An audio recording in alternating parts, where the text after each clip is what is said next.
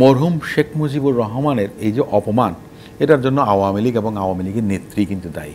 বিএনপিও সংস্কার চায়। কেন, এটা কি মুখ্য বিষয় ছিল? ছবি আছে, ছবি থাকলেই বাকি। আপনার যেই আদালত আপনার রায় দেয় যে ছবি তোলা হবে, থাকতে হবে আইন করে, আদালত যদি কোনো ব্যক্তিকে আইন করে শ্রদ্ধা দিতে হয়, তাহলে তো সেই দেশ তো আর দেশ। কেউ কি এ কথাটা জিজ্ঞেস করেছিলেন যে এই গরিব দেশে 4,000 কোটি টাকা জনগণের ট্যাক্সের টাকায় আপনার মূর্তি বানানো হবে? এই মূর্তি কি স্বাধীনতার ঘোষণা দেবে, না 7ই মার্চের আপনার রেসকোর্সের ময়দানে বক্তব্য দেবে?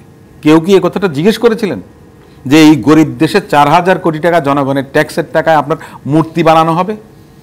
এই মূর্তি কি স্বাধীনতার ঘোষণা দেবে, না 7ই মার্চের আপনার রেসকোর্সের ময়দানে বক্তব্য দেবে?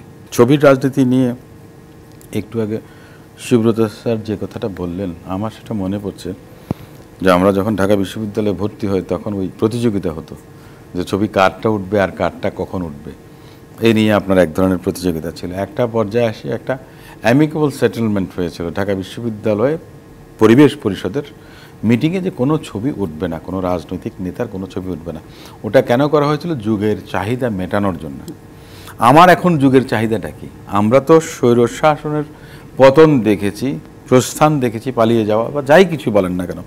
অন্তর্বর্তীকালীন সরকার যেটা হয়েছে সেটা জনগণের একটা আশা আকাঙ্ক্ষার প্রতিফলন ঘটানোর জন্য এসছে। তাহলে তাদের কাছে আমাদের কি চাওয়া পাওয়া? যে আমরা যেন আবার গণতান্ত্রিক শাসন ব্যবস্থায় ফেরত যেতে পারি, আইনের শাসন, সুশাসন যেন প্রতিষ্ঠিত হতে পারে।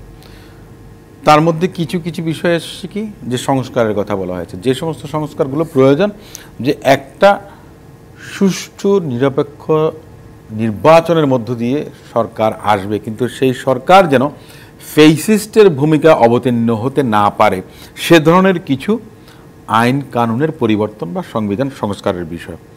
আমার বন্ধুবর যে সমন্বয়কদের মধ্য থেকে উনি যেটা বলেছেন, আমি দুঃখিত, আমি ওনার নামটা আমি জানি না, মাহিন সরকার, সরি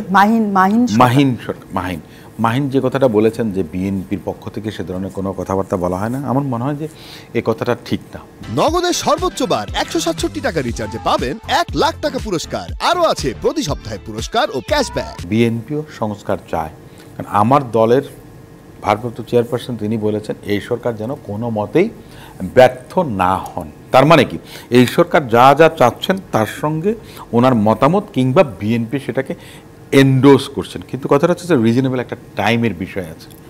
এখন আমার কথা হচ্ছে যে ছবির রাজনীতি, কেন, এটা কি মুখ্য বিষয় ছিল? ছবি আছে, ছবি থাকলেই বাকি। আপনার যেই আদালত আপনার রায় দেয় যে ছবি তোলা হবে, থাকতে হবে আইন করে, আদালত যদি কোনো ব্যক্তিকে আইন করে শ্রদ্ধা দিতে হয়, তাহলে তো সেই দেশ তো আর দেশ না। আমাদের মুক্তিযুদ্ধের সাম্য, গণতন্ত্রের কথা বলা হয়েছে, মানবিক মর্যাদার কথা বলা হয়েছে। আমি যদি মানবিক মর্যাদার কথা বলি, তাহলে মরহুম শেখ মুজিবুর রহমানের একটা স্থান ইতিহাসে আছে। শহীদ রাষ্ট্রপতি জিয়াউর রহমান কিংবা মুক্তিযুদ্ধের ঘোষক জিয়াউর রহমান সাহেবের নামটা আছে, মাওলানা ভাসানী বলেন, আপনার সারাওয়ার্দী বলেন, শেরে বাংলা একে ফজলুল হক, তাদের প্রত্যেকেরই নাম আছে। কিন্তু আওয়ামী লীগ যেটা করেছেন একা, পরিবারতন্ত্র, সুব্রত স্যার যে কথাটা বললেন যে একক ব্যক্তির আপনার আশা আকাঙ্ক্ষা বা চাওয়া পাওয়া এই দেশ স্বাধীন হয়নি। আজকে যখন এই কথাটা বলা হয় যে ছবিটা নামিয়ে ফেলা হয়েছে, কিংবা মরহুম শেখ মুজিবুর রহমানের এই যে অপমান, এটার জন্য আওয়ামী লীগ এবং আওয়ামী লীগের নেত্রী কিন্তু দায়ী। এটা কিন্তু বাস্তব কথা। আপনি দেখুন, এই মুরাল কিংবা স্ট্যাচু বানানোর জন্য 4,000 কোটি টাকা খরচ করেছে এই সরকার। আমাদের মতো দেশে এই বিলাসিতা আমরা কি অ্যাফোর্ড করতে পারি? এদেশের নাগরিকরা কি কোনোদিন, বা আপনারা কি কোনোদিন এই আলোচনাটা তুলেছিলেন?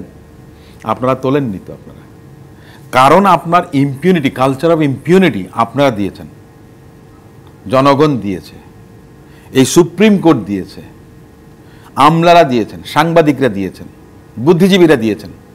কেউ কি এ কথাটা জিজ্ঞেস করেছিলেন যে এই গরিব দেশে 4,000 কোটি টাকা জনগণের ট্যাক্সের টাকায় আপনার মূর্তি বানানো হবে? এই মূর্তি কি স্বাধীনতার ঘোষণা দেবে, না 7ই মার্চের আপনার রেসকোর্সের ময়দানে বক্তব্য দেবে?